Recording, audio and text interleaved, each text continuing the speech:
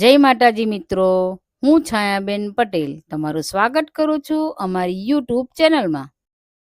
કેમ છો મિત્રો? હું છું છાયાબેન, તો તમારું અમારી ચેનલમાં સ્વાગત છે. એકદમ લાલ તીખું કેરીનું ચટાકેદાર આ ખાટું અઠાણું જોતા જ ખાવાનું મન થઈ જાય એવું બન્યું છે ને. જેમ મીઠું અઠાણું અને છૂંદો જેમ ખાવામાં સરસ લાગે છે ને, એમ આ ખાટું અઠાણું દાળ ભાત, ખીચડી, પરાઠા કે થેપલા સાથે ખાવાનું ખૂબ જ સરસ લાગે છે. કેરીની સિઝન હોય ત્યારે જ આખા વર્ષ માટેના અઠાણા બનાવવાની અને ભરવાની સિઝન હોય છે. ઘણા લોકોને અઠાણામાં ઉમેરવા માટેના ચોક્કસ માપ અને બનાવવાની રીત ખબર ના હોય, તેથી તમે આ વિડીયો પૂરેપૂરો જોજો. અને મિત્રો, એમાં ચોક્કસ માપ સાથે મસાલા અને મીઠું ઉમેરવામાં ન આવે તો ટેસ્ટમાં કડવું લાગે. અને એને બનાવવાની અને આખા વર્ષ માટે કેવી રીતે સ્ટોર કરવું તે આજે હું તમને વિડીયોમાં બતાવીશ. તો આજના વિડીયોમાં અઠાણું બનાવવા માટે મસાલાનું પરફેક્ટ મેઝરમેન્ટ તેમજ એને આખું વર્ષ કેવી રીતે સ્ટોર કરીને રાખવું એ બધું સ્ટેપ બાય સ્ટેપ તમને બતાવીશ. તો ચાલો કેરીનું ખાટું અઠાણું ઘરે કેવી રીતે બનાવાય તે આજના વિડીયોમાં જોઈ લઈએ. કેરીનું આ ચટાકેદાર અઠાણું બનાવવા માટે મેં અહીં 500 ગ્રામ રાજાપુરી કેરી લીધી છે. તમે આની જગ્યા પર દેશી કેરીનો પણ ઉપયોગ કરી શકો છો. હું હંમેશા રાજાપુરી કેરીનો જ ઉપયોગ કરું છું અને એકદમ ફ્રેશ હોવી જોઈએ. અને મિત્રો, આ કેરી મારી વાડીની છે. અને મિત્રો, જ્યારે તમે માર્કેટમાંથી કેરી લાવો ત્યારે એકદમ કડક હોવી જોઈએ, તેનું ધ્યાન રાખવું. આ રીતે આપણે કેરીના નાના પીસ કરી લેવાના અને કાપેલી કેરીમાંથી તેનો ગોટલીવાળો સફેદ ભાગ કાઢી લેવાનો છે. મિત્રો, તમે કેરીના નાના પીસ પણ કરી શકો છો અને મોટા પણ રાખી શકો છો. હવે આ રીતે કેરીના ટુકડા રેડી થઈ જાય પછી એક બાઉલમાં બધી કેરી ઉમેરી લેવાની અને 2 ચમચી આખું મીઠું અને 1 ચમચી હળદર ઉમેરી લઈશું અને બધું સારી રીતે મિક્સ કરી લઈશું અને એને ઓવરનાઇટ રાખી મૂકીશું. તો મિત્રો, આખી રાત રાખી મૂક્યા પછી તમે જોઈ શકો છો આ રીતનું કેરી અઠાઈને અંદરથી પાણી છૂટું થઈ ગયું છે.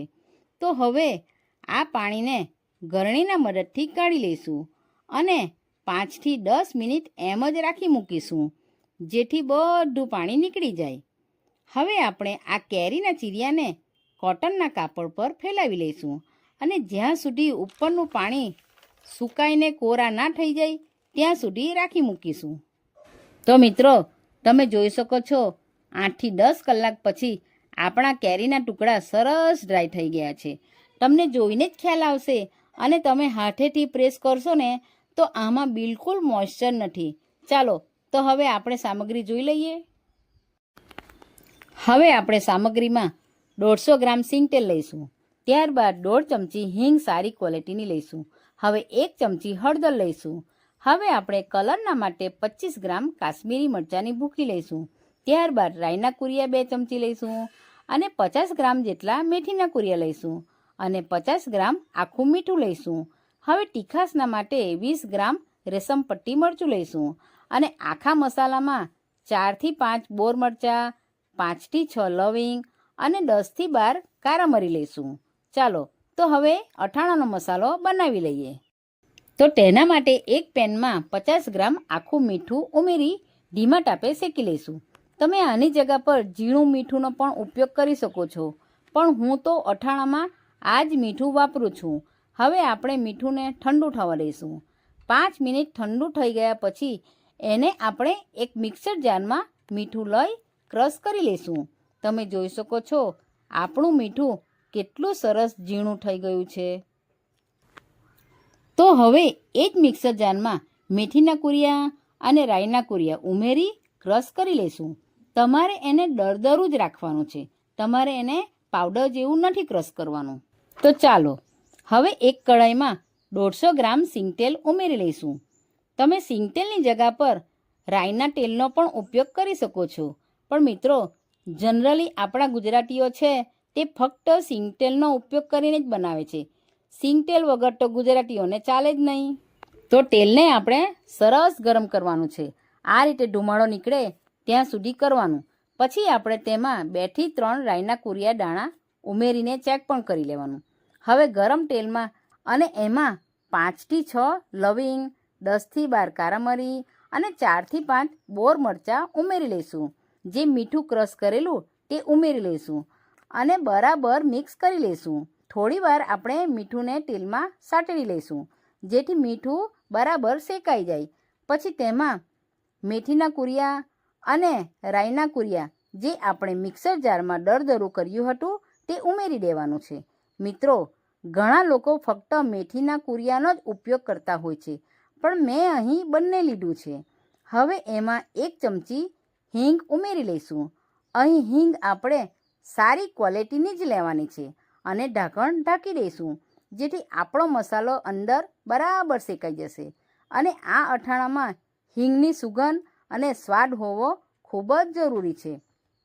મિત્રો, આ અથાણાની રેસીપી મારી કાકી સાસુની છે જે મને શીખવાડી છે અને તે આજે હું તમારી જોડે શેર કરી રહી છું. તેમાં આપણે 20 ગ્રામ રેશમ પટ્ટી મરચું એડ કરીશું અને 25 ગ્રામ કાશ્મીરી મરચાંની ભૂખી ઉમેરી લઈશું અને 1 ચમચી હળદર ઉમેરી લઈશું અને સારી રીતે મિક્સ કરી લઈશું. તમે અહીં વરિયાળી પણ ઉમેરી શકો છો, પણ અમે અહીં નથી ઉમેરતા. હવે આપણે ઢાંકણ ઢાંકી 1 થી 2 કલાક માટે ઠંડુ થવા રાખી મૂકીશું જેથી મસાલો છે તે એકબીજા સાથે મિક્સ પણ થઈ જાય. તો તમે જોઈ શકો છો 1 થી 2 કલાક પછી કલર પણ કેટલો સરસ આવી ગયો છે. જોતા જ ખાવાનું મન થઈ જાય તેવું બન્યું છે ને. તો હવે જે કેરીના ટુકડા સૂકવીને રાખેલા છે તે ઉમેરી લઈશું અને પછી બરાબર મિક્સ કરી લઈશું. અને મિત્રો, આ રીતે ઘરે જો તમે મસાલો રેડી કરો તો એકદમ સરસ અને ચોખ્ખો તૈયાર થાય છે. અને મિત્રો, મેં અત્યારે જે માપ બતાવ્યું છે તે 500 ગ્રામ કેરી માટેનું છે.